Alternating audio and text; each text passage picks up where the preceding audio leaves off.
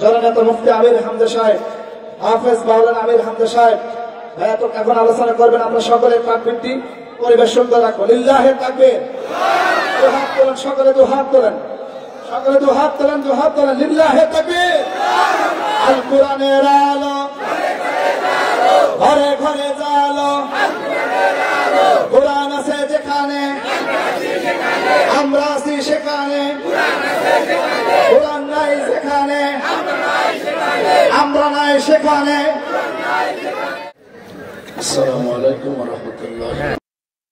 نحمده ونستعينه ونستغفره ونؤمن به ونتوكل عليه ونعوذ بالله من شرور أنفسنا ومن سيئات أعمالنا من يهدي الله فلا مضل له ومن يضلل فلا هادي له আল্লাহ রাব্বুল আলামিন জানিয়েছেন লা তাজিদান্না আশাদ্দান নাস কোষ্টিয়াবাসী কোরআনে কারিমের সূরা মায়েদার 82 নম্বর আয়াতে আল্লাহ জানিয়েছেন লামে তাকিদ দিয়ে নুনে সাকিলা দিয়ে অবশ্যই হে নবী আপনি দেখতে পাবেন পৃথিবীতে মুসলমানদের জন্য জঘন্যতম শত্রু হিসাবে দুইটা জাতি কাজ করছে, কিয়ামত পর্যন্ত করতে থাকবে। কত শক্ত কথা আল্লাহ দিলেন, আল্লাহকে না বুঝে দিয়েছেন। উনি যেহেতু অতীত বর্তমান ভবিষ্যৎ সব জানেন, এজন্য বুঝেই দিয়েছেন লা তাজিদান্না অবশ্যই আপনি দেখতে পাবেন আশাদ্দান নাস। এটা ইসমে তাফজিল সুপারলেটিভ ডিগ্রি, এর উপরে আর কোনো শব্দ আরবিতে নেই। সব চাইতে ভয়ঙ্কর জঘন্যতম শত্রু হিসাবে আপনি দেখবেন মানুষের ভেতরে আদাওয়াতাল লিল্লাযিনা আমানু ইয়াহুদা ওয়াল্লাযিনা আশরাকু। এক নম্বরে তামাম দুনিয়ায় মুসলমান নিধন করার জন্য চেষ্টা চালাবে ইহুদিরা, দুই নম্বরে মুশরিকরা। আর একটু এই আয়াতটার দিকে তাকিয়ে বলেন তো, আয়াতটা কি 100 ভাগ সত্য না 98 ভাগ? আরো জোরে বলেন। 100 ভাগ যদি আমরা মুসলমান যারা আছি বিশ্বাস করে থাকি, এ কথা আপনাকে এখনই বিশ্বাস করে প্রমাণ দেওয়া লাগবে। ইহুদি আর মুশরিক যারা, মুশরিক মানে শুধু হিন্দু না, আল্লাহর সাথে যারা শিরিক করে তারা মুশরিক। কথা বলেন। সে বিশ্বাসে হতে পারে, কর্মে হতে পারে, আচরণে হতে পারে। পৃথিবীতে যারা আল্লাহর সাথে শিরিক করে সে যেই হোক, এটা মুশরিক।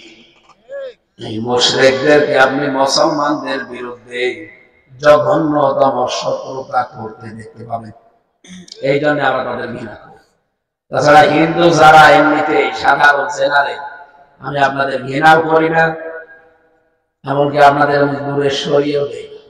কিন্তু ওগুলো যারা নদীর মরিদ যারা, এ মানুষগুলো মানুষ নামে জানোয়ার এবং কলঙ্ক। গরু জবাই করার কারণে যারা ভারতের মুসলমান পিটিয়ে মেরে ফেলে, এমনকি আল্লাহ ঘর মসজিদ পর্যন্ত যারা ভেঙে দিয়েছে, এরা কি মানুষ না জানোয়ার? বলেন বলেন। আমরা ওই জানোয়ারগুলোকে ঘৃণা করি।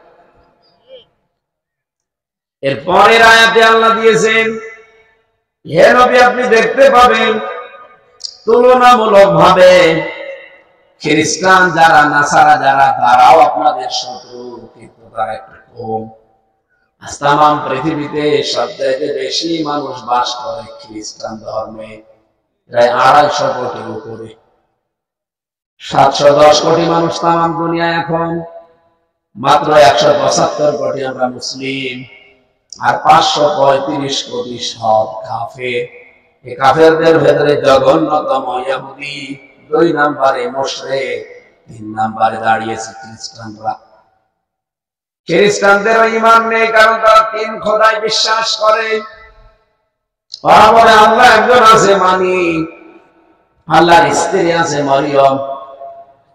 বলেন নাউযুবিল্লাহ। ওরা শব্দটা কি বলে? মরিয়ম।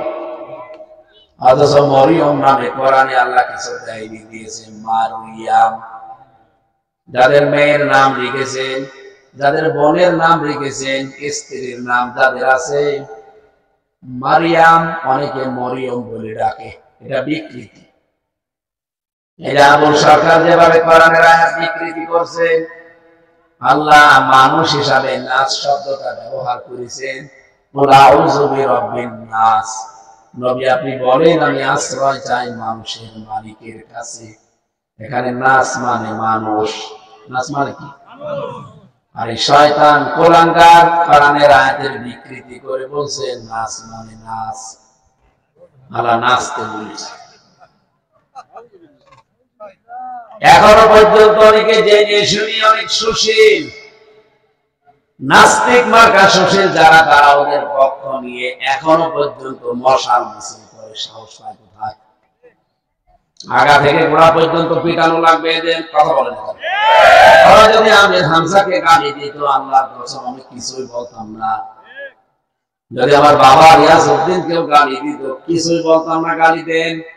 কিন্তু আপনি সরাসরি আল্লাহর গায়ে হাত দিয়েছেন, কথা বলে না। আল্লাহ কোনো আগামাতা নেই। কোন মুসলমান যার হালকা ঈমানও আছে, ও ইসলামী দল না করতে পারে, হালকা ঈমান যার আছে সেও কি স্থির থাকার কথা? কিন্তু যারা তাদের পক্ষ নেয়, বুঝতে হবে তার ঈমানই নেই।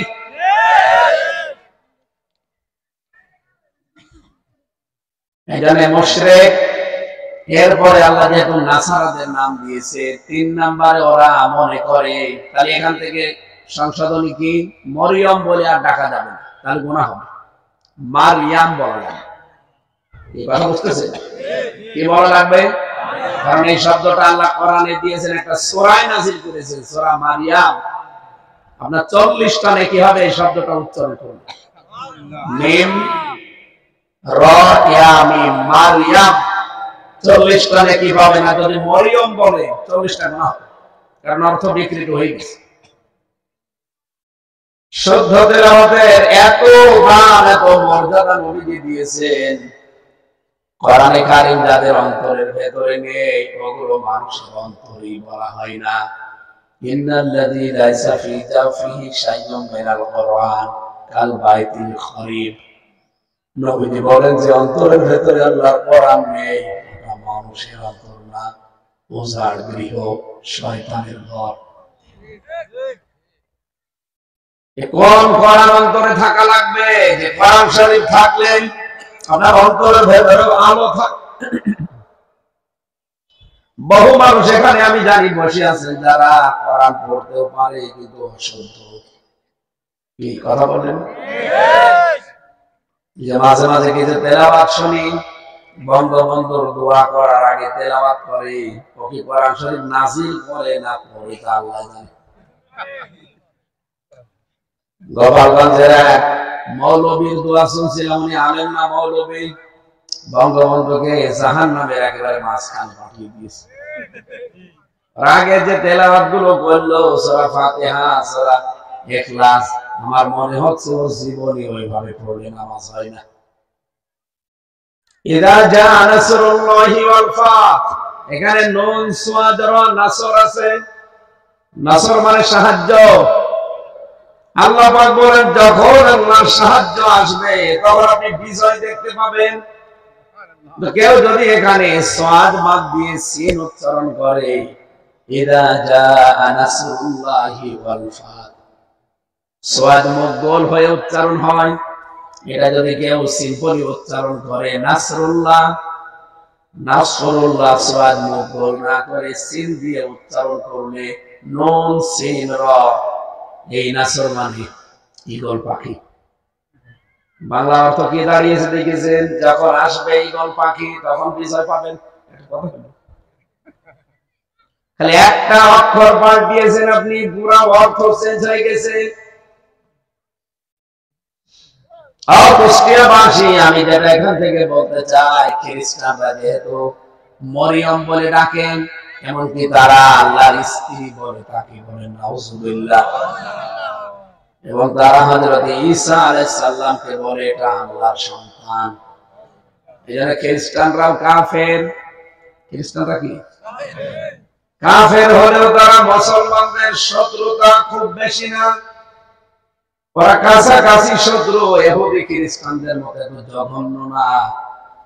তারা দুনিয়ার দিকে তাকিয়ে বলেন, আমি যতটুকু লেখাপড়া করি, দেখি, বুঝি, ইহুদি এবং মুশরিকদের চাইতে খ্রিস্টানরা মুসলমানদের একটু আপন। ওদের বিবেক, ওদের ঈমান নেই, কিন্তু ওদের হালকা বিবেক আছে। যদিও খ্রিস্টান এখন আর ওই খ্রিস্টান পৃথিবীতে নেই যেভাবে খ্রিস্টান হওয়া দরকার। ডোনাল্ড ট্রাম্প খ্রিস্টান, কিন্তু খ্রিস্টান ধর্ম মানে না।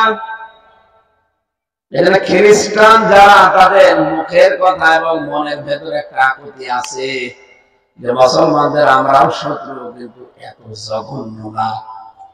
বাংলাদেশ জামাত ইসলামী সহ এই দেশে ইসলাম পন্থী যারা, তাদেরকে আজ খ্রিস্টানরা চাচ্ছে এরা যেন এবার ইসলাম ক্ষমতায় যায়। ইহুদিরা তো চাই না, মুশরিক দাদা বাবুরা তো চাই না, খ্রিস্টানরা চাচ্ছে। যদিও তারা শিরক করে আল্লাহর সাথে, তারাও কাফের। আমি যে কথা বলেছিলাম, পৃথিবীতে জঘন্যতম শত্রু আমাদের ইহুদি আর মুশরিকরা।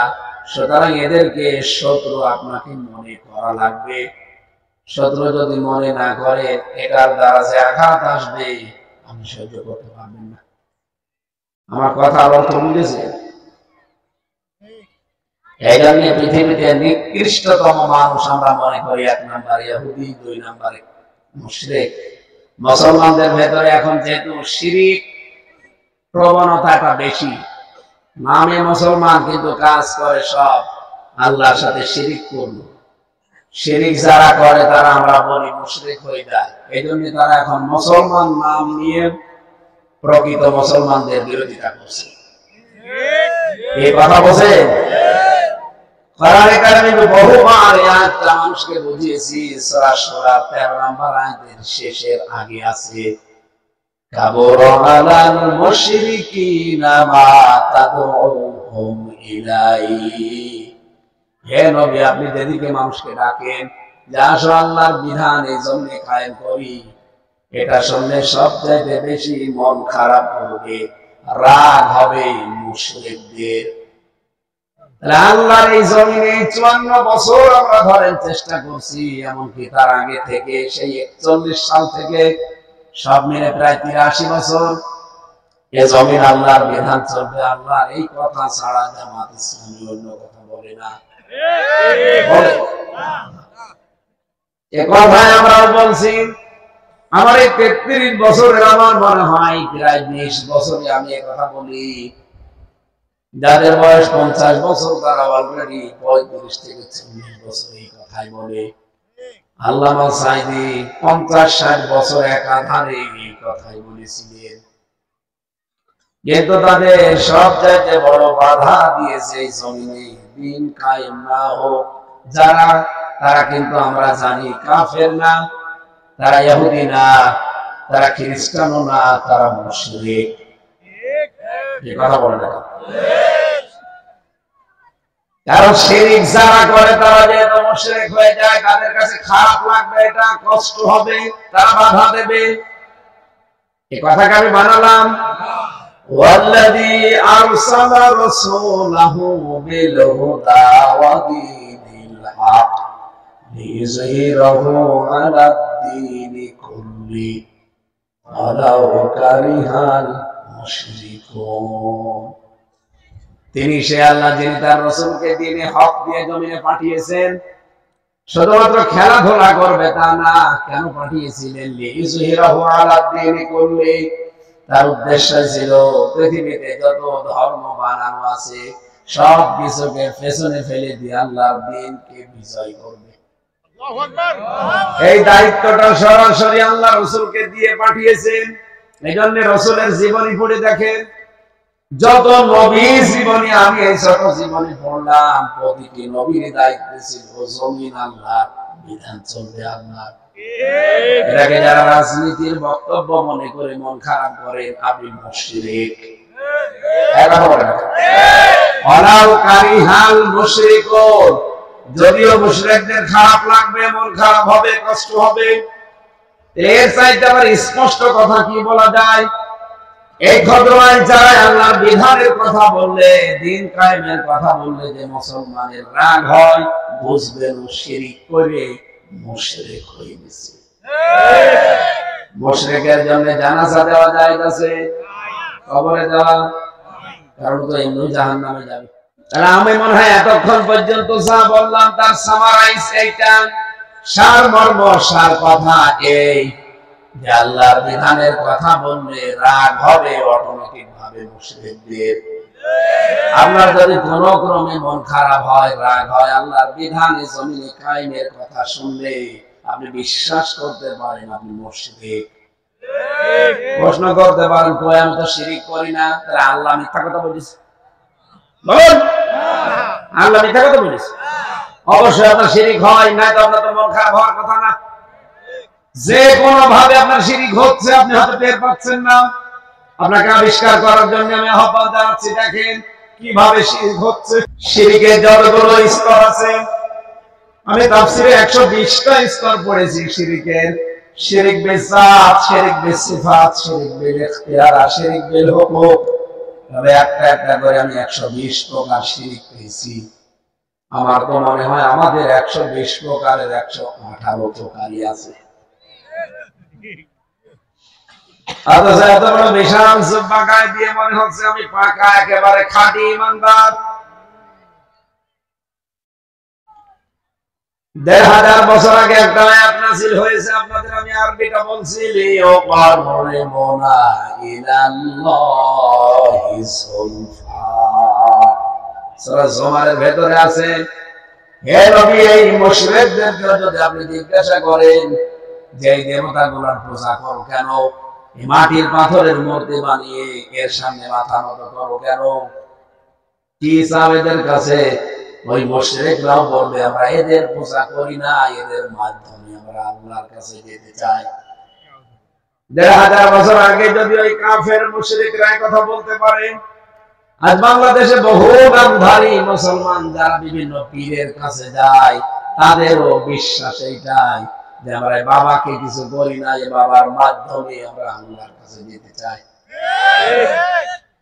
অথচ আল্লাহ পর্যন্ত পৌঁছাতে পৃথিবীর কোন দালাল ধরা লাগবে না, কোন মাধ্যম লাগবে না।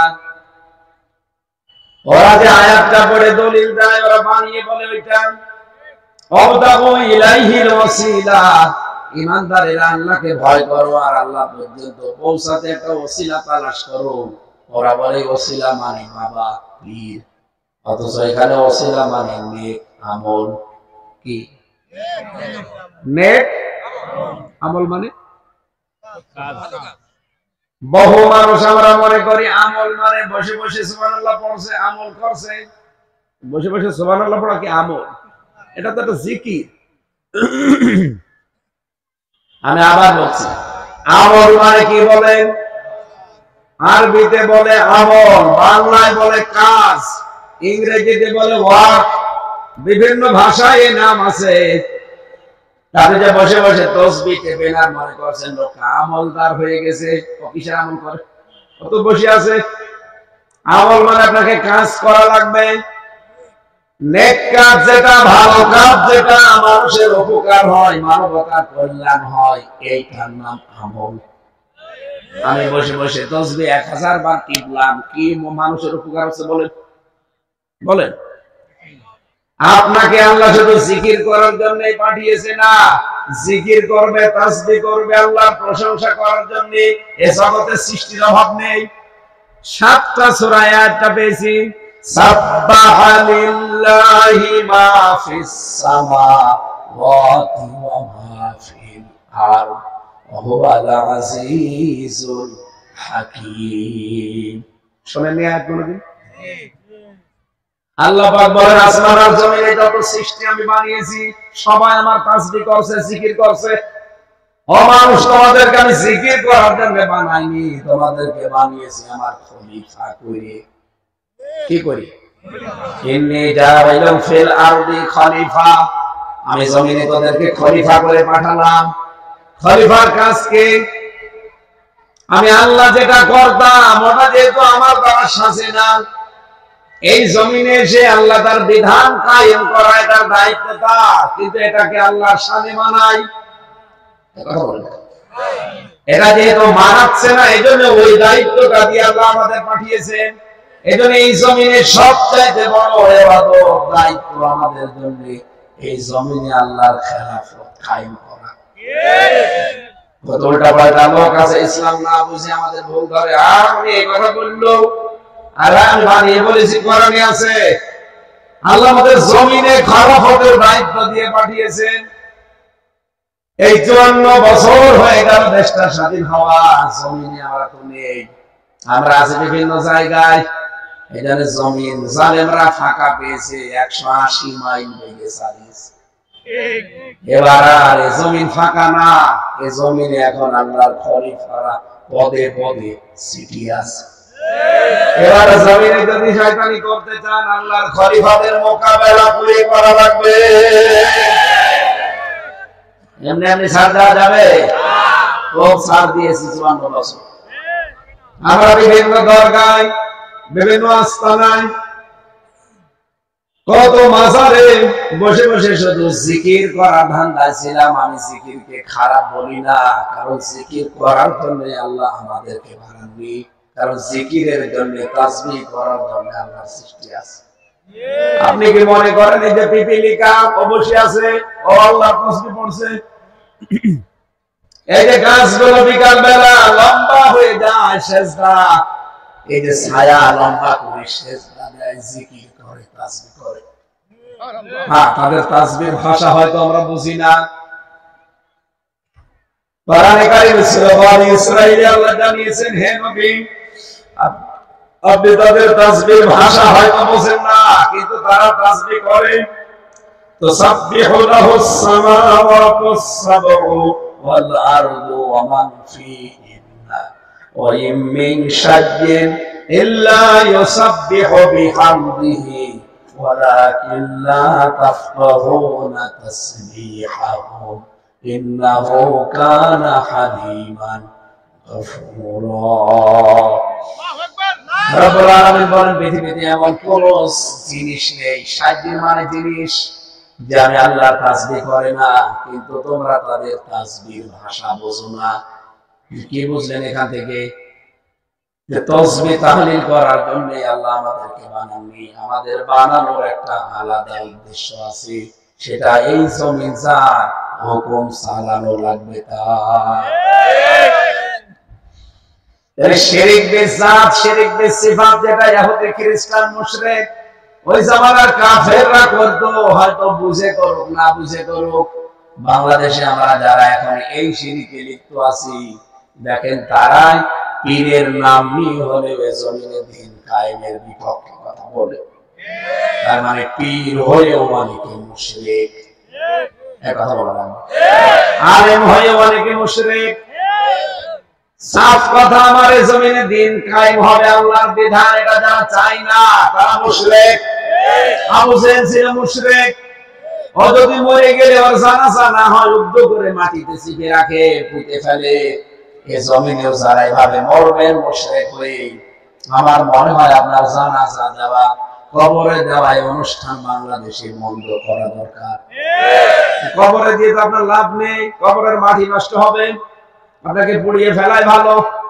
কারণ 3.5 হাত জায়গা কম না, একজন একটা বাড়ি বানিয়ে থাকতে পারবে।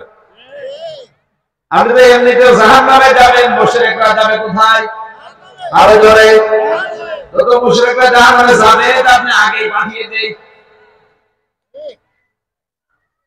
আমার কথার অর্থ বুঝে কি রাগ হয়ে গেল? বলেন বলেন। সাফ কথা এটা ভাই, বাংলাদেশে যারাই আল্লাহর বিধান কায়েম হোক এটা চাই না, সে যে দলের লোক হোক, মুশরিক। আরো জোরে বলেন। সুতরাং এখানে আমরা যারা দল, মত, জাতি, বর্ণ, ধর্ম নির্বিশেষে এসেছি, অন্তত মুশরিক যদি থাকেও আশপাশে বিভিন্ন জায়গায়, এর ভেতরে আসে না, এসেছে না, এখানে আসে না, হয়তো বিভিন্ন জায়গায় বসে আছে তারা, অন্য ধর্মের লোক তো থাকতেই পারে। মুসলমানদের ভেতরে যেহেতু মুশরিক থাকতে পারে, তারাও এখন দেখেন বিভিন্ন দোকানে বসে বসে গেজাচ্ছে যে ওয়াজ হচ্ছে না রাজনীতি হচ্ছে। আপনি চলেন আমার সাথে, আমি দোকানে বসে আপনাকে দেখাবো কি গেজানো গেজাচ্ছে, অথচ পেটে বোম মারেন। সূরা ফাতিহা যদি শুদ্ধ করে পড়তে পারে ওরা আমি মিষ্টি খাওয়াবো, পড়তে পারবে। দরুদ আর সালাম পড়ছে আমাদের নবী মুহাম্মদুর রাসূলুল্লাহ সাল্লাল্লাহু আলাইহি ওয়াসাল্লামের প্রতি।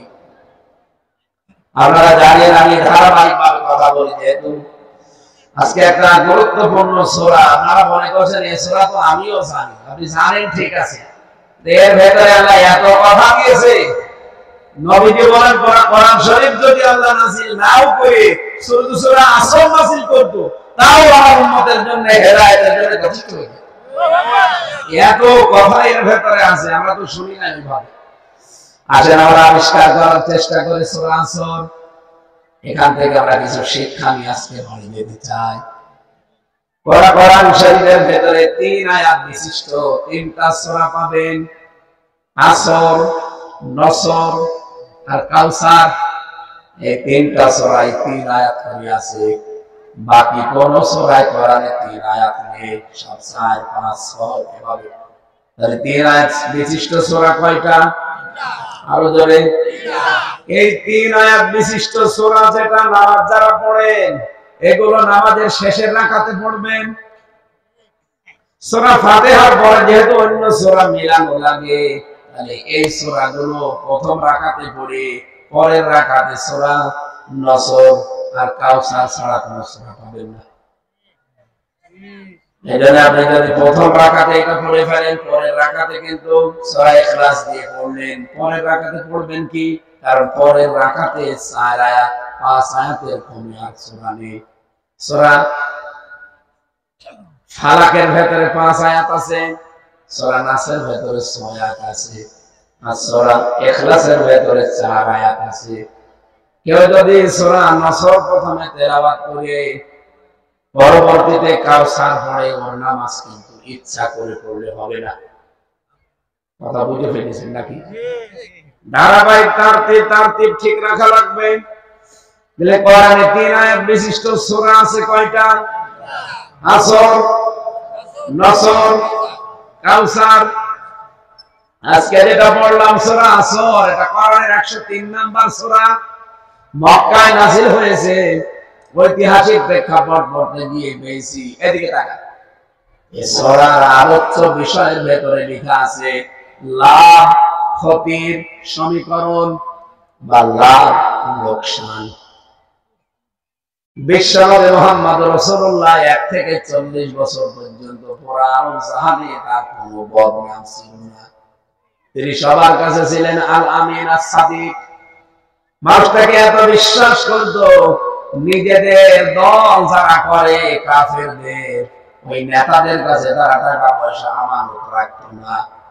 এই টাকাগুলো তারা আল আমিন আস-সাদিক মুহাম্মদ রাসূলুল্লাহর কাছে রেখে দিত। নবীজি আমানতদার এত বেশি ছিলেন এই পৃথিবীতে, বিশ্ব নবী জানিয়েছেন কিয়ামতের আগে যে 40টা বিষয় দুনিয়ার দিকে ধেয়ে আসবে, তার ভিতরে আমানতদার মানুষ আপনি মাইকিং করে এলাকায় খুঁজে পাবেন না।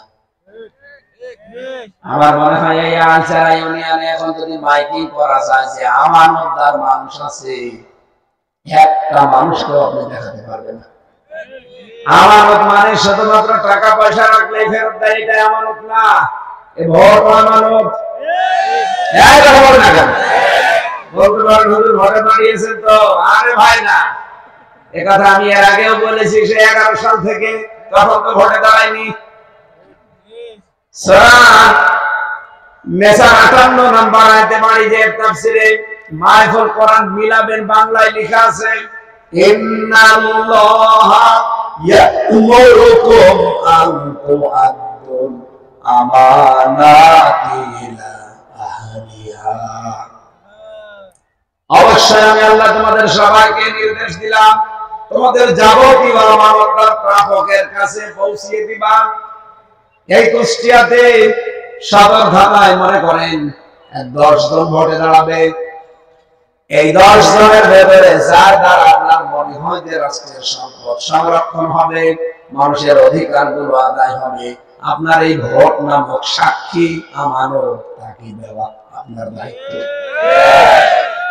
এরকম মানুষ আমরা দেশে কিন্তু খুব বেশি পাবো না, অনেকেই কিন্তু বিক্রি হয়ে যাবে।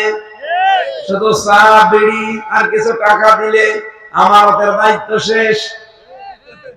নবীজি তার এমনি বলে নাই যে কিয়ামতের আগে মানুষকে মাইকিং করে আপনি এলাকায় একটা আমানত দেওয়ার মানুষ খুঁজে পাবেন না। আমি আয়াতের ভেতরে আমানত পেয়েছি 9 প্রকার। কত? এই যে কথা বলছি এটা আমানত। একজনকে বললাম যে ভাই কথাটা আপনি অন্য জায়গায় বলবেন না, তো দেখা যাচ্ছে আর এক জায়গায় বলে দিয়েছে, আমানতের খেয়ানত করেছে। এরকম আমানতের খেয়ানত করা মানুষ দেশে এখন নেই। যাই ছিল দিন দিন আরো বাড়তেছে। আমার ভাইরা, আমি যে কথা এখান থেকে তুলতে চাই, আমার ভাইরা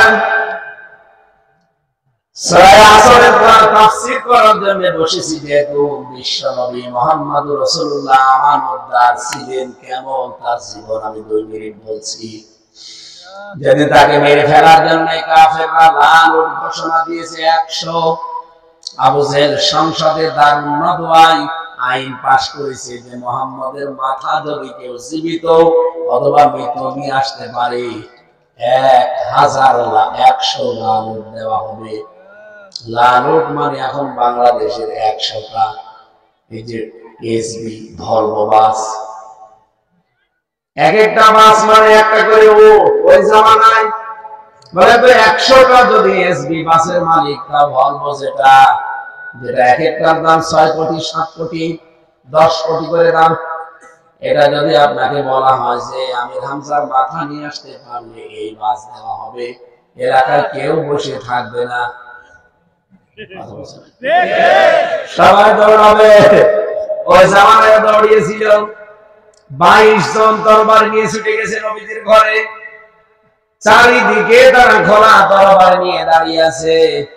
বিশ্বনবী নিজের জামাই হযরতে আলীকে ডাক দিলেন ঘরের ভেতরে, বললেন আলী তুমি আমার বিছানায় আমার চাদরটা উপরে দিয়ে শুয়ে পড়ো, আমার এই বিছানায় যারা আমাকে মেরে ফেলার জন্য তরবার নিয়ে দাঁড়িয়ে আছে ওদের বিভিন্ন আমানত টোপলা বাঁধা বাঁধা আমার কাছে রেখে গেছে। ওরা ওদের নেতাকে বিশ্বাস করে না, কিন্তু আমার বিশ্বাস করে। আমি যদি এখন এগুলো নিয়ে পালিয়ে চলে যাই তাহলে আমার আলামিন নামের কলঙ্ক হবে। কোন নাম? আমার এই নামের কলঙ্ক হয়ে যাবে যে আলামিনের কাছে রেখেছিলাম, ওই পালিয়ে গেছে। সুতরাং তোমারে আমি এই জায়গায় রেখে গেলাম। আর ওই যে টোপলা গুলো দেখতে পাও ঘরে কোনায় রাখা আছে, নাম লেখা আছে। সকালবেলা ওরা যখন এসে আমারে পাবে না, তোমারে যখন পাবে তুমি আমানত গুলো তার কাছে বুঝে বুঝে দিয়ে দিও। ও বাংলার মুসলমানেরা, যে নবীর আদর্শ প্রতিষ্ঠার জন্য এত চেষ্টা করি, টের পাচ্ছেন কেন? চিন্তা করে দেখেন, যেখানে জীবন মরণ নিয়ে টানাটানি, নিজের জামাইকে রেখে যাচ্ছে। আমি চিন্তা করে নিজের জামাইকে মরণের বিছানায় রেখে যাচ্ছে কেন? কারণ আমানতের দায়িত্ব পালন করা লাগবে। আমরা বাংলাদেশটাকে যদি এইভাবে তৈরি করতে পারতাম যে তাকে দায়িত্ব দেওয়া হবে, আমানতের দায়িত্ব সে যেন পালন করতে পারে, বাংলাদেশ আল্লাহর কসম 15 বছর লাগবে না, 5 বছরে বিশ্বে দাঁড়িয়ে যাবে। আমিরে জামাত এমনিতে এত সাহস দেখায় যে আপনারা মাত্র দিয়ে দেখেন 2 বছরে আমরা দেশকে দাঁড়িয়ে ফেলবো। দাঁড় করিয়ে এমনি ফেলবো না, কারণ আমরা এরকম মানুষ দেশে তৈরি করেছি, কোটি কোটি টাকা তাদের কাছে দিলেও তারা মারি কাটি করবে না। আমি একেবারে পারফেক্ট বলবো না জামাত ইসলামী বাংলাদেশকে, কিন্তু আল্লাহর কসম করে আমার সামনে আমি মাথায় নিয়ে বলতে পারি এই দেশে যতগুলো রাজনৈতিক দল আছে 73টা তুলনামূলক ভাবে সবার উপরে বাংলাদেশ জামাত ইসলামী। আমি কোন দিক থেকে বলবেন বলেন?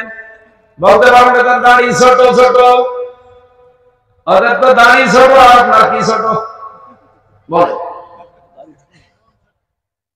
আমরা তো দাড়ি নেই। কারণে বাংলাদেশ জামাত ইসলামীতে বহু পরীক্ষা হয়েছে, কিন্তু তাদের 4 আনা পর্যন্ত এখনো দুর্নীতি ধরা পড়েনি। যদি 2-1জনের ধরা পড়ে তার 14 গোষ্ঠী উদ্ধার হয়ে গেছে। কিন্তু বেশি আমরা দেখেছি অনেক দল কমপক্ষে 4বার বাংলাদেশকে দুর্নীতিতে চ্যাম্পিয়ন করেছে। তাদের মুখে জামাত ইসলামীর বদনাম করা এটা মানায়। জাজর যদি এসে সুসকে বলে তার পেছনে ফোঁটা, দাঁত মুখ খুলে গেল, আমার তো ফোঁটা একটা, তোর হাজার হাজার, আমার তো মাত্র একটা ফোঁটা, আমি তো বন্ধ করে ফেলতে পারবো, হাজার ফুটো। আপনারা যে বদনাম করে সুশীল নাম নিয়ে বিভিন্ন টক শোতে বসে বসে জামাত ইসলামের ভুল ধরে, আপনি জামাতের এই কাজগুলো দেখেছেন। আপনার কাছে টাকা দিলে হাওয়া হয়ে যায়, আর এদের কাছে টাকা দিলে কি করি, এরা বন্টন করবে, সঠিক জায়গায় ভুল হয়ে যায়। আমি এমনি জামাত ইসলামী টাকা দিয়েছি, আপনি মনে করেন এত কষ্টের টাকাগুলো আমি তুলে দেই? আন্দাজে না, আমি জানি এই জায়গাগুলো টাকা দেওয়া আমানতের দায়িত্ব তারা সঠিকভাবে পালন করবে। আমি আবার বলছি ভাই, জামাত ইসলামী বাংলাদেশ পরিপূর্ণ পারফেক্ট না, তাদেরও দোষ আছে, তাদের ইমান আমলে সমস্যা অনেক আছে। কিন্তু এই বাংলাদেশে যত বড় হুজুর বলেন আর খেজুর বলেন, যতগুলো মানুষ এই দেশে রাজনীতি করছে বা রাজনীতির বাইরে আছে, সবার তুলনায় জামাত ইসলামী বাংলাদেশ উপরে। এটাকে আপনাকে স্বীকার করা লাগবে, যদি না করেন এটা আপনার অবিচার করা হবে। শুধু পোশাক আশাক এই মানুষের সব শেষ না। মনে করেন দাড়ির কথা বলে আপনি কাঁদেন, দাড়ির কথা বলে আপনি তুলনা দেন, যে দাড়ি যদি সব হয়ে যায়, রবীন্দ্রনাথ ঠাকুরকে আপনি কিভাবে মাপবেন? ও দাড়ি দেখেছেন? বলেন কত বড় বড় দাড়ি, আমার তো কয়টা, আমার চাইতে আমার দাড়ি মনে হয় 5 ডবল বড়। এরপরে ওর দাড়ি ভিতরে আর মস, কত বড় বড় মস, আর সব বাঁচিল পা পর্যন্ত, দেখেননি? খালি পাগড়ি মাথায় দিলে যদি মানুষ ভালো মানুষ হয়ে যায়। লালন কি, লালন দেখেছেন পাগড়ি? ভালো মানুষ কারে বলে, আমলদার মানুষ কারে বলে আমরা জানি না। অনেকেই মনে করি মসজিদে বসে বসে সুবহানাল্লাহ পড়ছে, এ মনে হয় বিশাল আমলদার। আমি তো বাংলায় বললাম আমল মানে কাজ। ও কি কাজ করছে এমন? ওর নিজের কোন কাজ হচ্ছে, পরিবারের কোন কাজ হচ্ছে, সমাজের কোন কাজ হচ্ছে, দেশের কোন কাজ হচ্ছে, আপনি আমলদার বলে ফেললেন? বলেন, কাজ করা লাগবে। হয় তার নিজের উপকার হবে, ব্যক্তি, পরিবার, সমাজ, রাষ্ট্রের মানবতার উপকারের জন্য যারা কাজ করে, মনে করেন রাস্তাটা সংস্কার করা লাগবে, এখান থেকে 1.5 কিলোমিটার হেঁটে যাওয়া যায় না, যারা পরিষ্কার পরিচ্ছন্ন করে অন্তত রাস্তাটা ঠিক করে দেয়, তারা কাজ করছে, তারা আমল করছে। এই আমল খারায় বাংলাদেশে করে আপনি টের পান না। অনেকেই মনে করে মসজিদে 2টা দরজা লাগিয়ে দিলে বিশাল কাজ করে ফেলেছে আমল। মসজিদে টানা কাজ লাগিয়ে দেয়, দরজা লাগিয়ে দেয়। একটা মসজিদে টানা কাজ দিয়ে, দরজা দিয়ে, এসি লাগিয়ে কয়জন মানুষ নামাজ পড়বে? দেখো বেশি হলো 500, কথা বলে না। কিন্তু এই যে বাক্স ব্রিজ থেকে শুরু করে এই পর্যন্ত ভাঙা রাস্তাটা সংস্কারের জন্য যারা উদ্যোগ নেবে, কাজ করবে, এর জন্য যারা চেষ্টা চালাবে, 1000 মসজিদ বানানোর চাইতে এই রাস্তাটা বানানো আল্লাহর কাছে দামি। কেন? কারণ এখানে 1000 500 না, এখানে 1000 লক্ষ লক্ষ মানুষ চলাফেরা করবে। আমাদের দেশের মানুষ আমরা ইসলাম না বোঝার কারণে এরকম কাজ করি। রাস্তার বাজেটের টাকা আত্মসাৎ করে মসজিদে, মাদ্রাসায় দেয়, মনে করো সওয়াব এখানে আরো বেশি হবে। আমরা সওয়াব তো দূরের কথা, গুনাহ হবে। কথা বোঝাতে পেরেছি কিনা বলেন?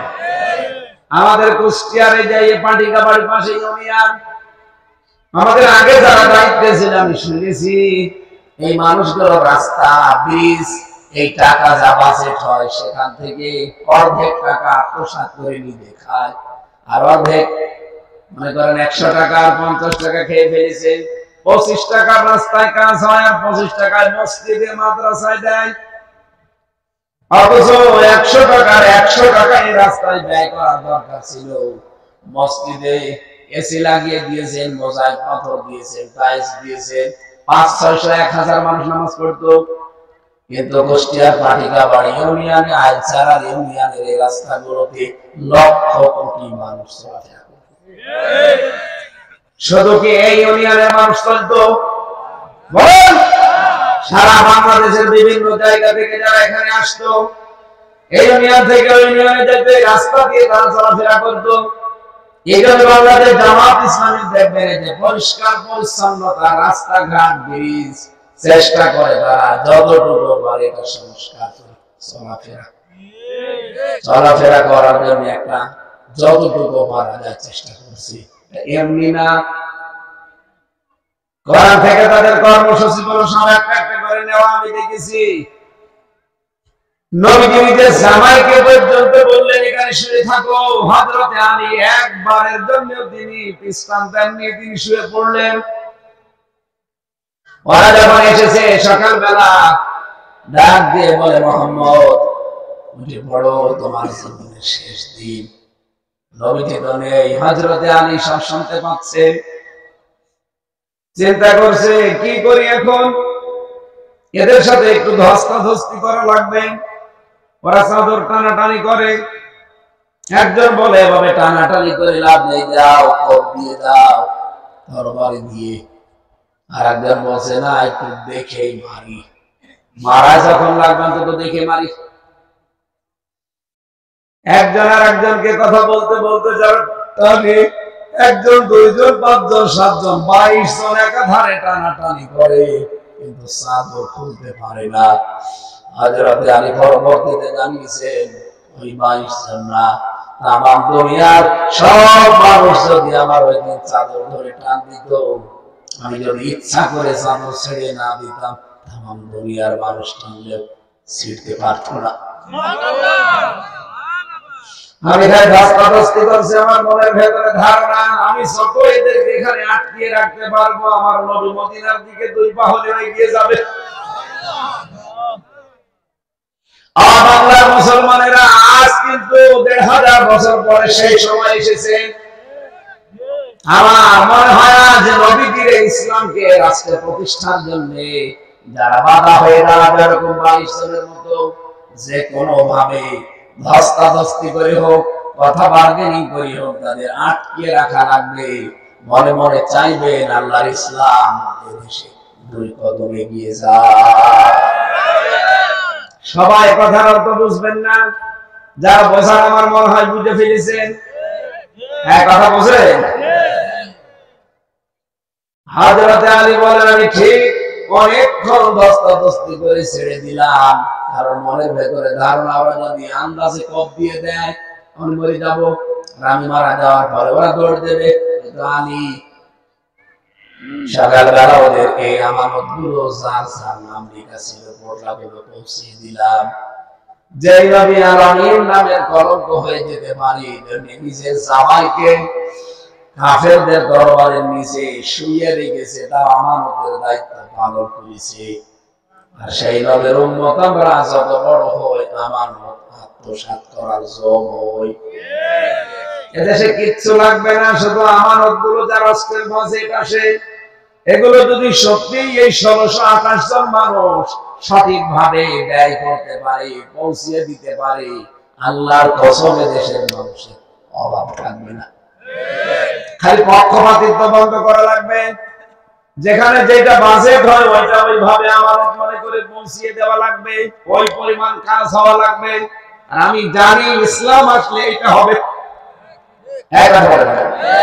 আপনাদের রাস্তা বাজেট হয়েছিল, কিন্তু রাস্তা হয়নি কেন? এটা তো 100 টাকা বাজেট ছিল, 100 টাকায় খরচ হলে ওরা 100 বছর যাওয়ার কথা। সিঙ্গাপুরের রাস্তায় মনে করেন 100 টাকা বাজেট হয়, 100 টাকায় খরচ হয়। এই জন্য রাস্তা বানায় 100 বছরের জন্য। সিঙ্গাপুরে আমি নিজে যেয়ে দেখেছি রাস্তায় 120 বছর চলে যাবে, কিছু হবে না। টার্গেট দিয়েছিল মাত্র 100 বছর। চলে যাচ্ছে কত বছর? কথা বলে না। মালয়েশিয়াতে যান, পাহাড়ি এলাকার যে রাস্তা 3.5 কিলোমিটার ওঠা লাগে পাহাড়ে, গাড়ি ঘুরতে ঘুরতে ওঠে, রিং রোড।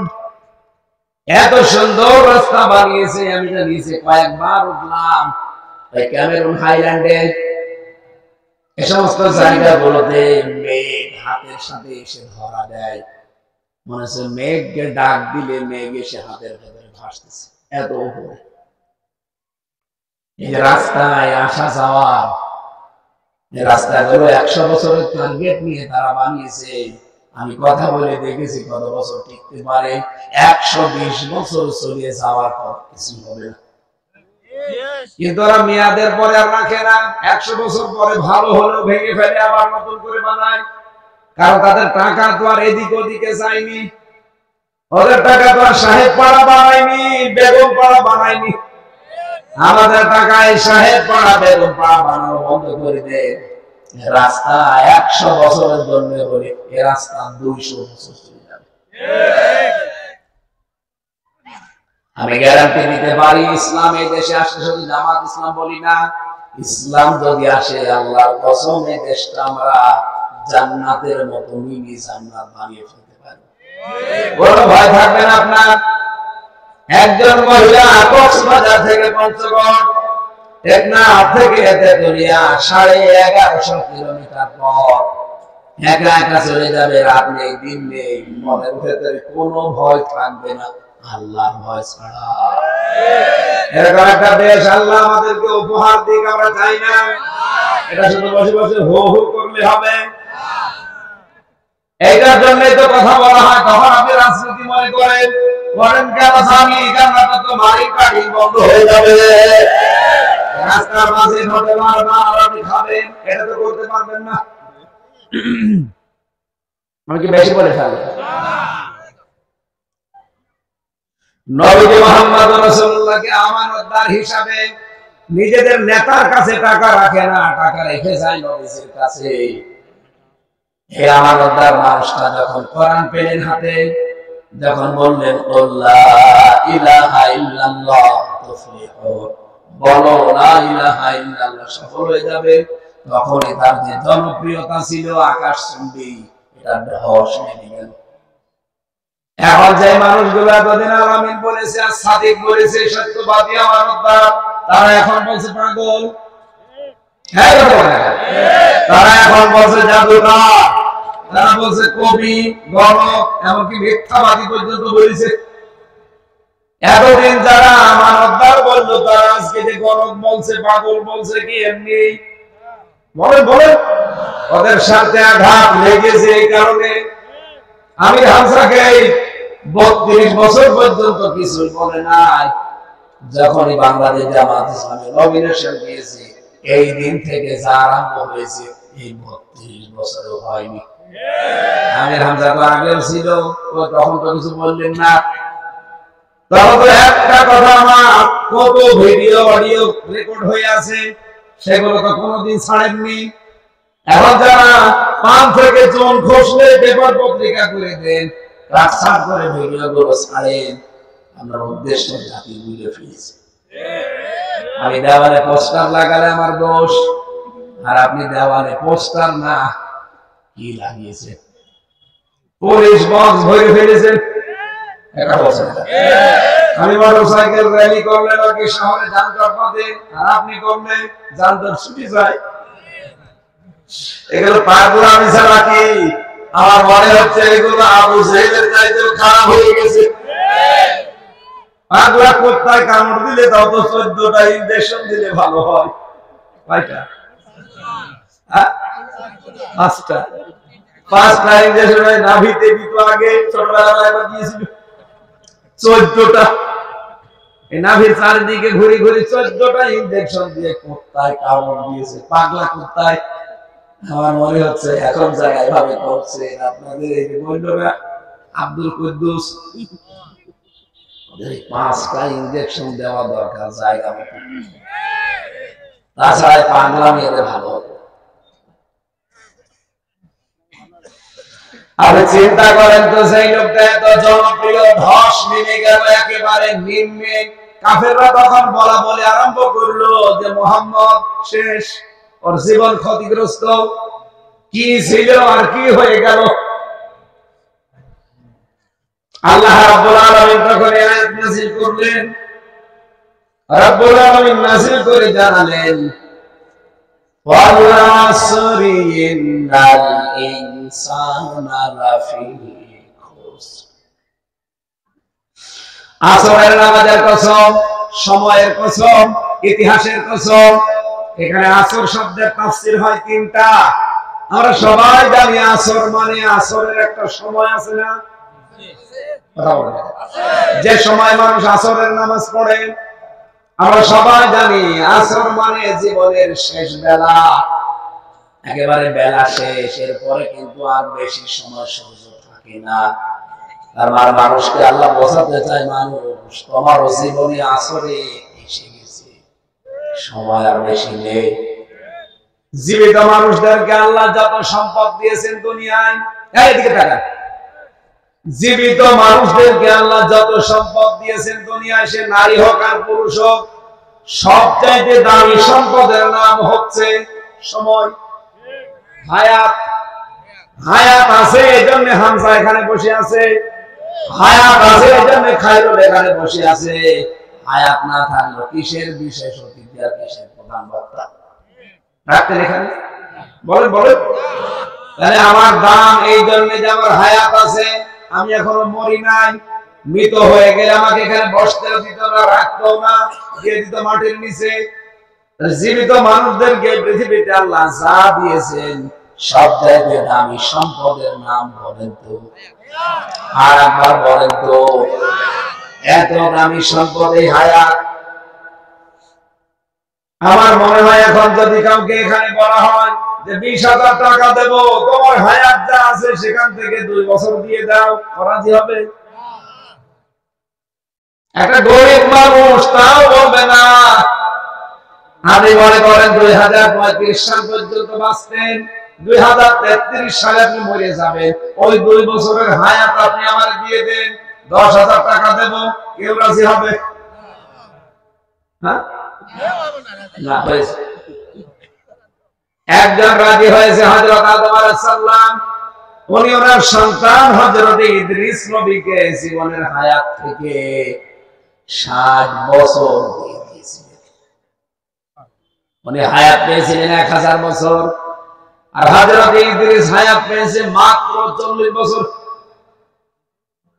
আল্লাহ রাব্বুল আলামিন হযরত আদমকে হায়াতের তালিকা দেখিয়েছিলেন যে এই তোমার সন্তান, এই তোমার সন্তান, এই হায়াত দিলাম। উনি হায়াত দেখতে দেখতে ইদ্রিস নবীর দিকে তাকিয়ে দেখলেন মাত্র 40 বছর। আল্লাহ কি আমার 1000 বছর আর আমার সন্তানের ওর হায়াত লিখে ফেলেছি, ও আর কম বেশি করা যাবে না। হযরত আদম ওই দিন বলেছিলেন, মাবুদ আমার হায়াত থেকে আমি আমার সন্তানকে 60 বছর দিয়ে দিলাম, আমার ছেলেটাকে তুমি 100 বছর বাঁচিয়ে রাখো। হযরত ইদ্রিস নবী 100 বছর দুনিয়া বেঁচে ছিলেন। কিন্তু আশ্চর্যের বিষয়, হযরত আদমের আর পরবর্তীতে মনে নেই, কারণ আদম সন্তান নাম হচ্ছে নিসিয়ান থেকে। এটা ইনসান, নিসিয়ান থেকে মানুষ ভুলে যায়, এজন্য মানুষের নাম মানুষ, নাস ইনসান। ঠিক আজরাইল ফেরেশতা চলে এসেছে 960 বছর, 40 বছর পর উনি 60 বছর দিয়েছে। নির্ধারিত হায়াত শেষ হলে ফেরেশতা এসে যায়। ফেরেশতা এসে বলছে আপনার তো যাওয়া লাগবে। বলছে না, আমার হায়াত 1000 বছর, আমি যাব না। যাবেন না মানে? আপনি তো আপনার ছেলে ইদ্রিসকে 60 বছর দিয়ে দিয়েছেন। মনে বলছে না আমি দেইনি। হযরত আজরাইল আল্লাহর কাছে বলে, রব্বুল আলামিন কার কাছে পাঠালে? নিজের হায়াত নিজের ছেলেকে দিয়ে এখন অস্বীকার করে যেতে চাই না। আল্লাহ পাক বলেন, আমি জানিও ভুলে যাবে। এই যে মানুষের স্বভাব ভুলে যাওয়া, আমরা যেহেতু আদমের সন্তান, এখন যা বলছি আমার মনে হয় ফেব্রুয়ারির 5 তারিখে নির্বাচন দিলে অনেকে ভুলে যাবে।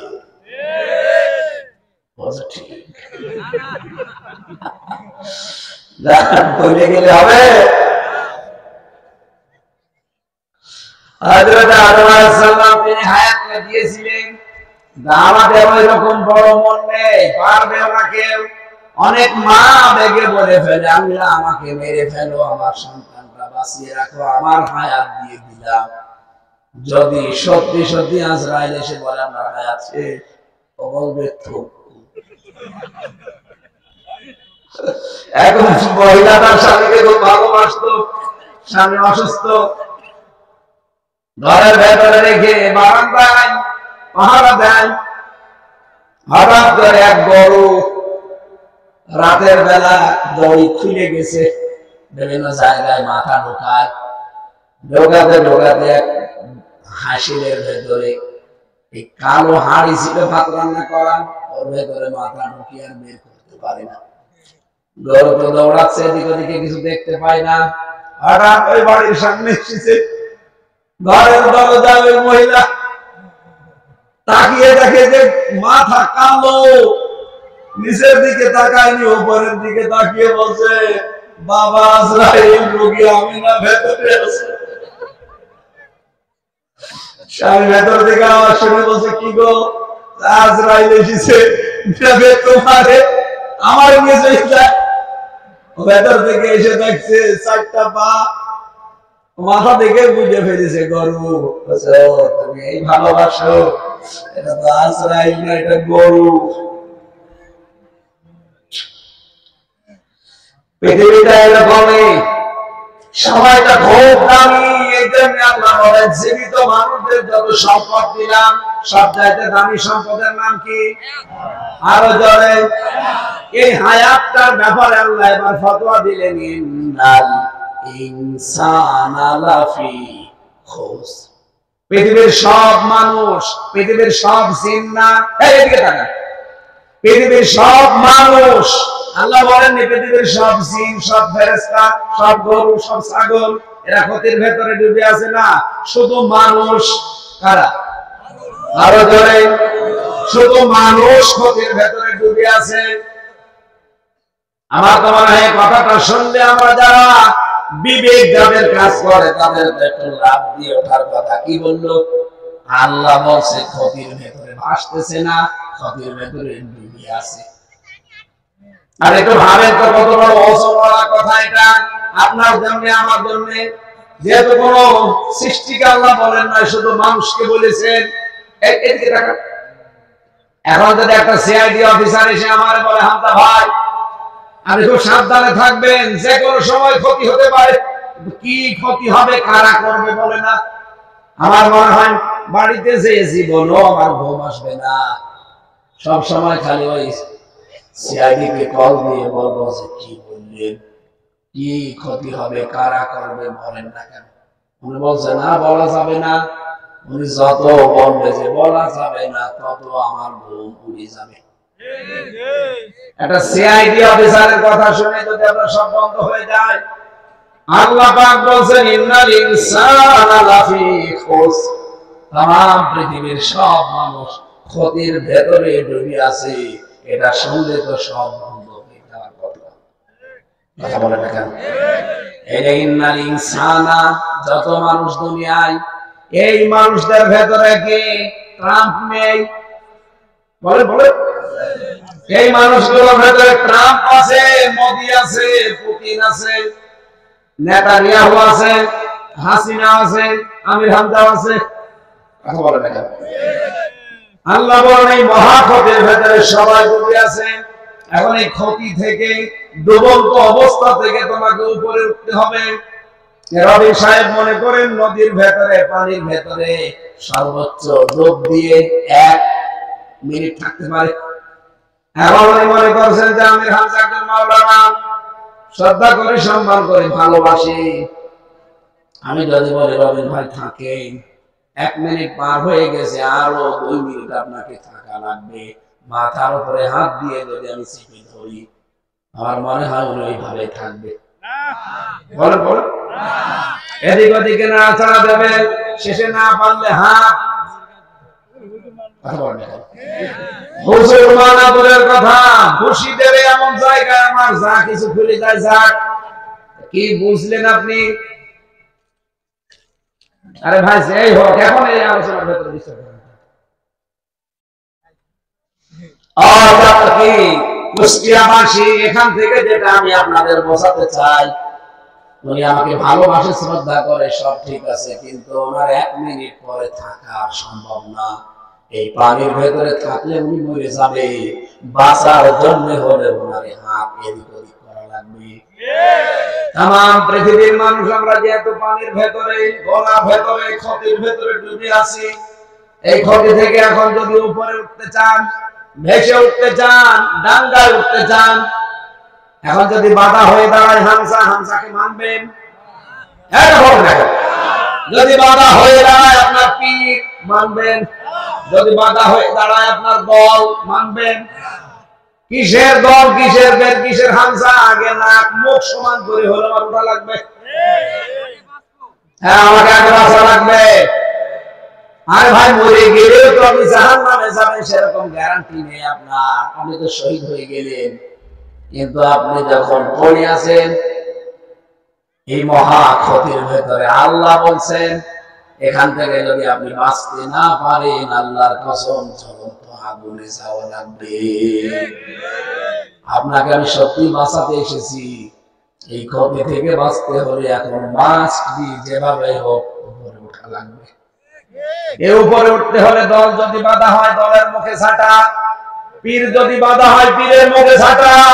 যদি হামজা বাধা হয়, হামজাকে যদি আমার স্ত্রী বাধা হয়, স্ত্রীকে। আল্লাহ শব্দটা চয়ন করেছেন, দেখেছেন খসরুন। খসরুন মানে ক্ষতি, শুধু খসরুন মানে ক্ষতি না, লোকসান মানে ক্ষতি। কিন্তু খসরুন এমন ক্ষতি যে ক্ষতির পুঁজিও নেই, লাভও নেই, এমন ক্ষতিকে খসরুন বলে। আমি ব্যবসা করেছিলাম 50,000 টাকা দিয়ে, 1 মাস পরে দেখি আমার লাভ হয়নি, কিন্তু আমার আসল পুঁজি আছে, এর নাম লোকসান। তো ব্যবসা করতে গিয়ে দেখে আমার আসলও নেই, পুঁজিও নেই, এটার নাম খসরুন। আশ্চর্যের বিষয়, বাংলাদেশে আমরা লাভকে ক্ষতি মনে করি আর ক্ষতিকে লাভ মনে করি। কি কথা বোঝেন? আবার এরকম ভাই মনে করেন ম্যাট্রিক পরীক্ষা দিতে গেছে, ম্যাট্রিক পরীক্ষা দিতে গিয়ে কিছুই লেখে না, শুধুমাত্র নাম লিখেছে আর রোল নাম্বার। সাদা খাতা জমা দিয়ে চলে যাচ্ছে। হেড স্যার বলছে, কই কিছুই তো লেখনি। হুজুর স্যার কি লিখবো? আপনি আমার মাজার দিকে তাকান। মাজার দিকে তাকিয়ে দেখে নল। এলাকার মানুষটা বেশি চেনবে। নলের দিকে তাকিয়ে হেড স্যার বলছে, বাবা তুই চলে যা, কোনো অসুবিধা নেই, তুই নাম্বার পেয়ে যাবি। পরীক্ষার রেজাল্ট যেদিন বের হয়েছে সেদিন উনি একেবারে 100-র ভেতরে পেয়েছে 98। ওনার মা বাবা খুশি, ওনার প্রেমিকা খুশি, এমনকি ওনার ভাই ভক্ত, আত্মীয় স্বজন সবাই খুশি। এলাকার মানুষ আশ্চর্য, কি গো কোনদিন কলেজে যায় না, পড়াশোনা করে না, শুনলাম নাকি সাদা খাতা জমা দিয়েছে, তারপরও নাম্বার কত? আমার মা হয় পড়ায় ভদ্র যারা এলাকার সব মানুষ যদি বলে উনি সফল, আপনার বিবেক থাকলে বলা লাগবে উনি বিফল। আজকের মাহফিলের সভাপতি কি নাম ওনার? ডাক্তার আজিবুর রহমান। পরীক্ষা দিচ্ছে, কারো কাছে দেখে না, কারো তা নকলও করে না, যতটুকু তার পড়াশোনা করা আছে লিখে দিয়েছে।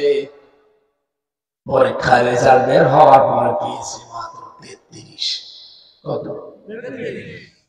ওনার মা বাবা নারাজ, এলাকার মানুষ নারাজ, দিয়ে কিছু হবে না। 33, এত কষ্ট করে লেখাপড়া করিয়েছে, প্রাইভেট পড়িয়েছে, খরচ করেছে, মাত্র 33। কত রবিনের চাকর হবে? তাই বলবেন? পড়াশোনা করে 33, ওর জীবনে কিছুই হবে না। আমার মনে হয় সারা বাংলাদেশ সহ বিশ্বের সবাই যদি বলে আজিবা ফেল, আজিবার জীবন শেষ, ব্যর্থ, ক্ষতিগ্রস্ত, আপনার বিবেক থাকলে বলা লাগবে সফল। এই যে মমিন সাহেব বসে আছে, উনি পরীক্ষা দিতে গেছে, পরীক্ষার আগের রাত্রে প্রশ্নপত্র পেয়েছিল হাতে, এটা মন মতো লিখে নিয়েছে, একজনকে দিয়েছে এগুলো লিখে দে। আবার ওই দিন পরীক্ষার সময় বই নিয়ে গেছে সাথে করে, যেখানে যেটা দাঁড়িয়ে কমা ফুল স্টপ কিচ্ছু বাদ যায়নি, সব ওইভাবেই দিয়েছে। ওখানে লেখা ছিল 10টা প্রশ্নের 5টা প্রশ্নের জবাব দিবা। সময় যেহেতু বেশি পেয়েছে আর আগের রাতের প্রশ্নপত্র হাতে পাওয়া আছে, 10টার ভেতরে 10টার উত্তর দিয়েছে। পরীক্ষা যেদিন রেজাল্ট বের হয়েছে সেদিন পেয়েছে 100-র ভেতরে 160।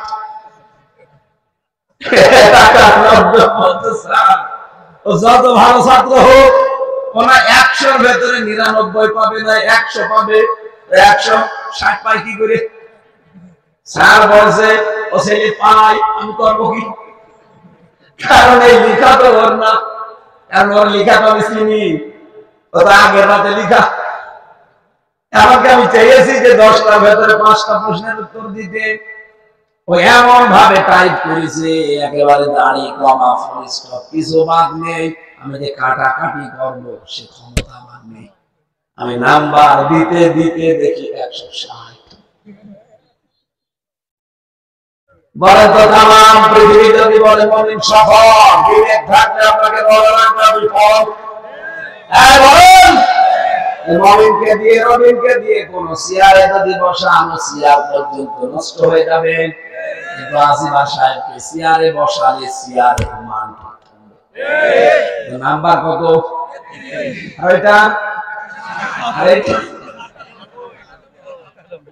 লাভকে আমরা ক্ষতি মনে করছি আর ক্ষতিকে লাভ মনে করছি। আল্লাহ এমন সুন্দর উদাহরণ মিলিয়েছেন এখানে। তামাম পৃথিবীতে এখন 710 কোটি মানুষ, মাত্র 175 কোটি আমরা ঈমান এনেছি, আর বাকি যা আছে সব ওই ডোনাল্ড ট্রাম্প সহ বেঈমান। আল্লাহর ভাষায় যত মানুষ আছে দুনিয়ায় 175 কোটি বাদ দিয়ে 535 কোটি মানুষ সব ক্ষতিগ্রস্ত। আমি যারা এখন ট্রাম্পকে যে বলেন তুই কিন্তু ক্ষতিগ্রস্ত, তোমার জীবন ব্যর্থ, মানবে? বললো কি বলিস? আমার এই আঙ্গুলের হেলানিতে তামাম পৃথিবী ওঠে আর বসে, 257টা দেশ দুনিয়ায় সব আমার কথায় বসে ওঠে, আর আমি ব্যর্থ মানে? অথচ আল্লাহ বলছে ব্যর্থ, ক্ষতিগ্রস্ত। আমাদের দৃষ্টিতেও বুশ কি, ট্রাম্প, মোদি, হাসিনা, ওবায়দুল কাদের, এরা বলতে পারে পরের দুইটা নাম বললেন কেন? কেন বলেছি এবার তাকান। আল্লাহ বলেন এই মহা ক্ষতি থেকে কেউ যদি বাঁচতে চায় তার 4টা ফর্মুলায় কাজ করা লাগবে। ইল্লাল্লাযীনা আমানু ওয়া আমিলুস সলিহাত, তাকে ঈমান আনা লাগবে আল্লাহর প্রতি এবং ভালো ভালো কাজে আঞ্জাম দেওয়া লাগবে। হকের দাওয়াত দেওয়া লাগবে মানুষকে। হকের দাওয়াত দিতে গেলে বাতাস, এই বাধায় তাহলে ধৈর্য ধারণ করে টিকে থাকা লাগবে। প্রথম এই সফল হওয়ার জন্য ক্ষতি থেকে বাঁচতে হলে যে ফর্মুলাটা কাজে লাগানো লাগবে সেটার নাম হচ্ছে ঈমান আনা। কার প্রতি? আমরা এখানে প্রশ্ন আসতে পারি ঈমান তো আল্লাহর প্রতি আমার আছে না? কেউ যদি বলে আমানতু বিল্লাহ, আমি ঈমান এনেছি আল্লাহর প্রতি, এই কথার সাথে 4টা কথা জড়িয়ে থাকে। 1 নম্বরে আমি ঈমান এনেছি এই কথা বললে 4টা কথা মেনে নেওয়া ওয়াজিব হয়ে যায়। 1 নম্বরে আল্লাহর অস্তিত্ব স্বীকার করা লাগবে, মানা লাগবে। 2 নম্বরে আল্লাহর গুণাবলী মানা লাগবে। 3 নম্বরে আল্লাহর আইন মানা লাগবে। 4 নম্বরে আল্লাহর ক্ষমতা মানা লাগবে, বিশ্বাস করা লাগবে। তাহলে আমি ঈমান এনেছি এই মহা ক্ষতি থেকে বাঁচার জন্য। এই কথার সাথে কয়টা কথা সম্পর্কিত? আরো জোরে আল্লাহ একজন আছে, বিশ্বাস আমাদের আছে না? তাহলে আমরা বেঁচে গেলাম। এখনো কয়টা বাকি আছে? 3টা। 2 নম্বরে আল্লাহর গুণাবলী আমরা বিশ্বাস করি না করি না? কি বিশ্বাস করলাম? আল্লাহর গুণাবলী আছে 5000, 99টা আমরা জানি। অনেকে আল্লাহর গুণবাচক নাম 5000 আছে তাফসীরে। এই 5000 নাম প্রতিটি নামের কার্যকারী কাজ। শুধু নামগুলো নিয়ে বসে নেই, নামগুলোর কার্যকারিতা ওনার আছে। উনি যে নাম নিয়েছেন খালেক, এই জন্য তিনি সৃষ্টি করেন। উনি যে নাম নিয়েছেন রাজ্জাক, এই জন্য তিনি রিজকের দায়িত্ব নিয়েছেন। রাজ্জাক মানে রিজিক দাতা। উনি যদি নামটা না নিত, সত্যি করে বলেন পৃথিবীর বহু সৃষ্টি না খেয়ে মরে যেত। কি কথা বলেন? সুলাইমান নবী একবার আগ বাড়িয়ে বলেছিল, রব্বুল আলামিন তুমি যে রাজ্জাক, রিজিক দাও, আমি এটা বিশ্বাস করি, কিন্তু আমি একদিন তোমার সৃষ্টি জগৎকে খেতে দিতে চাই। আল্লাহ পাক বারবার নিষেধ করেছিলেন, পারবা না। এরপরও বলেছিলেন, না, একটা সুযোগ দাও। উনি সুযোগ দিয়েছিলেন, কিন্তু সুলাইমান নবী পারে নাই। বলেন, এখানে আমি ঈমান এনেছি কথার সাথে কয়টা কথা জড়িত? 1 নম্বরে আল্লাহর অস্তিত্ব আমি মানি, ঠিক আছে, আমরা সবাই বেঁচে গেলাম। 2 নম্বরে আল্লাহর গুণাবলী মানি। এই জায়গায় আমরা অনেকে ধরা খেয়ে যাবো, কারণ রাজ্জাক হিসাবে বিশ্বাস করি, কিন্তু রিজিকের মালিক আমরা ব্যবসাকে মনে করি, রিজিকের মালিক আমার জমিনকে মনে করি, রিজিকের মালিক আমার চাকরিকে মনে করি। কিন্তু যারা এই গুণাবলী অর্জন করে ফেলেছে যে না, আমার রাজ্জাক, আমার রিজিক দাতা আল্লাহ, তারা মসজিদে হক কথা বলা জীবনও ছাড়বে না। 3 নম্বরে আল্লাহর আইন মানা। আমি যে আল্লাহর প্রতি ঈমান এনেছি, তার কোনো আইন নেই। কয়টা? আল্লাহর 500 আইন আছে এই কোরআনে। আমি আল্লাহর প্রতি ঈমান এনেছি মানে 500 আইন আমি মানি। হয়তো এখন মানতে পারছি না, পরিবেশ নেই, কিন্তু আমি মনে প্রাণে চাই এই 500 আইন আমার বেশি কায়েম হোক। 4 নম্বরে আমি শুধু আল্লাহর আইন মানি না, আমি মানি যে আল্লাহর ক্ষমতা আছে না নেই। আপনি দেখেন এই ভূমিকম্প, আমার মনে হয় মাত্র 1.5 মাত্রা যদি হয়ে যেত, এই বাংলাদেশ ইন্দোনেশিয়ার মতো হয়ে যেত মহাসাগর। এখন পরিবেশবিদ যারা, বিজ্ঞানী যারা, তারা চিন্তা করছে ঢাকাতে বাংলাদেশে যে ভূমিকম্পটা হয়ে গেল, এটা 5 কত মাত্রা যেন ছিল, যদি আর 1.5 বেড়ে যেত, এই বাংলাদেশ আপনি একটা মানুষ খুঁজে পেতেন না। আল্লাহ যে দয়া করেছে, তার ক্ষমতাটা হালকা দেখিয়েছে, পুরাটা দেখাননি। আমি যে মস্তানি করেন, আল্লাহর ক্ষমতা আছে না নেই বলেন তো? এই জায়গায় সব জায়গায় নরম মস্তানি চলে, এখানে নরম হওয়া লাগবে। আমি আল্লাহর প্রতি ঈমান এনেছি, কথার সাথে কয়টা কথা জড়িত?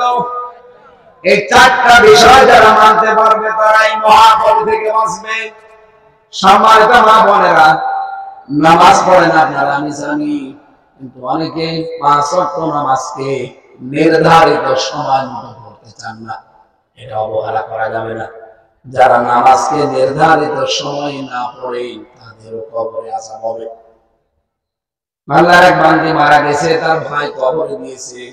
কবরে ঢোকানোর সময় একটা কাগজ পড়ে যায় কবরে। বাড়িতে আসার পরে দেখে কাগজ নেই। মনে মনে ভাবতেছে কাগজ পড়লো কোথায়? স্মরণ এসেছে কাগজ তো কবরে পড়ে যাওয়ার কথা। রাতের বেলায় গেছে, দৌড় দিয়ে কবর খুলে দেখে তার বোন কাফনের কাপড়গুলো টেনে টেনে ছিঁড়ছে। ডাক দিয়ে বলে, মা, বোনকে অবস্থায় দেখলাম, আমার বোন কোনো হারাম কাজে লিপ্ত ছিল। মা বলেন, আমার মেয়ে পর্দাশীল, আমার মেয়ে নামাজি, রোজাদার, কিন্তু একটা বিষয় দেখতাম, ও নামাজে একটু উদাসীন। জোহরের নামাজ পড়ে আসরের সময়, আসর একটা মাগরিবের সময়। আমার মনে হয় আল্লাহর বিধানে গুরুত্ব না দেওয়ার কারণে এই শাস্তি কবরটা হচ্ছে। নামাজ পড়তো শুধু সময়, নামাজ সময় পড়তো না, এজন্য যদি তার কবরে শাস্তি হয়। এখানে যে আল্লাহর ওলি মহিলাগুলো বসে আছে, নামাজই পড়ে না, তাদের তো কবরে কিছুই হবে না। হ্যাঁ, মেয়েরা যারা এসেছেন নামাজটা গুরুত্বপূর্ণ, নির্ধারিত সময় পড়বেন। রমজান আসলে রোজা রাখা এটা আপনাদের বলা লাগে না, সবাই প্রায় কম বেশি রাখেন। 3 নম্বরে নিজের শরীরকে হেফাজতে রাখার চেষ্টা করা লাগবে। যৌবন এসেছে তাই বলে একেবারে স্রোতে গা ভাসিয়ে দেবেন না। এই যৌবন কিন্তু একদিন থাকবে না। রং ধরা যৌবন জং ধরে শেষ। আবার একদিন আসবে আপনার দিকে কুকুরও তাকাবে না। এদের রূপ যৌবন আল্লাহ দিয়েছে, এটা অবশ্যই আমানত। এটা হেফাজত করে রাখার দায়িত্ব আপনার। বহু মানুষ এটা কন্ট্রোল করতে পারে না, এগুলো সব ভাসিয়ে দেয়, শেষে আফসোস করে। স্বামী বাইরে গেলে অন্যের সাথে পরকিয়া করে শেষে আফসোস হয়। কাজ একটা ঘটে গেলে তখন আর উঠে আসে না। 4 নম্বরে স্বামী যাদের আছে, যাদের মেয়ে তাদের বাপ যাদের আছে, এটা হয় আপনার জান্নাত, আপনার জন্য জাহান্নাম। তাদের জায়েজ হুকুমগুলো মেনে খেদমতের মাধ্যমে আপনি জান্নাতের সুউচ্চ মাকাম অর্জন করবেন। খাদিজা রাদিয়াল্লাহু তাআলা আনহাকে আল্লাহ জান্নাত দিয়েছেন 2টা কারণে। 1 নম্বরে তার ঈমানের, 2 নম্বরে স্বামীর খেদমতের কারণে। আল্লাহ বলবে, যারা এখানে বসে আছেন, বহু মা বোনের স্বামী বিদেশের মাটিতে আছে, হাড় ভাঙা পরিশ্রম করে টাকা পয়সা গুলো পাঠায় আপনার শান্তি সুখের জন্য, আর আপনি এদিকে টাকা পয়সা গুলো অবৈধ কাজে ব্যয় করেন, নষ্ট করেন। তার কাছে জবাব দেবেন কি? আর একটা জবাব আছে, কিয়ামতে কি জবাব দেবেন? মা বোনদেরকে আল্লাহ হযরতে ফাতেমাতুজ জোহরার মতো, হযরতে খাদিজাতুল কুবরার মতো হওয়ার তৌফিক দেন।